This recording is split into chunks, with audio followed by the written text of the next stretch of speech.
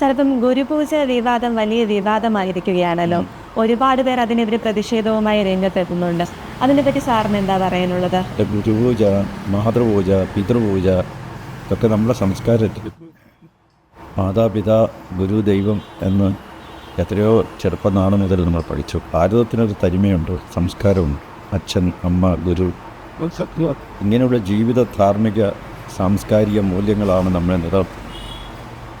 ബന്ധങ്ങളാണ് വലുത്. അച്ഛനും അമ്മയും തമ്മിൽ, അമ്മയും മക്കളും തമ്മിൽ, ഗുരുവും ശിഷ്യനും തമ്മിൽ ഒക്കെയുള്ള ബന്ധങ്ങൾക്കാണ് ഇവിടെ പ്രാധാന്യം. ആ ബന്ധങ്ങൾ നിലനിർത്താൻ ആശയവും ആദർശവും ഉയർത്തിപ്പിടിച്ചുകൊണ്ടുള്ള ഒരു ആദരവും ബഹുമാനവും തമ്മിൽ ഉണ്ടാകുമ്പോഴാണ് വൈകാരികമായൊരു ഐക്യം ഉണ്ടാകും. ഈ വൈകാരികമായ ഐക്യത്തിലൂടെ ഒരു രാഷ്ട്രത്തെ കെട്ടിപ്പടുക്കാൻ കഴിയും.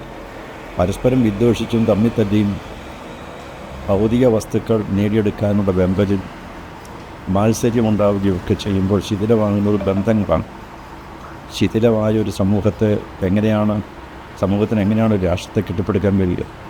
അതുകൊണ്ട് ഒരു രാഷ്ട്രം ഒരു ജനത എന്ന ഐക്യത്തിൻ്റെയും സമന്വയത്തിൻ്റെയും സമദർശനത്തിൻ്റെയും നല്ല ആശയം ഉയർത്തിപ്പിടിക്കാൻ എനിക്ക് സാധിക്കും.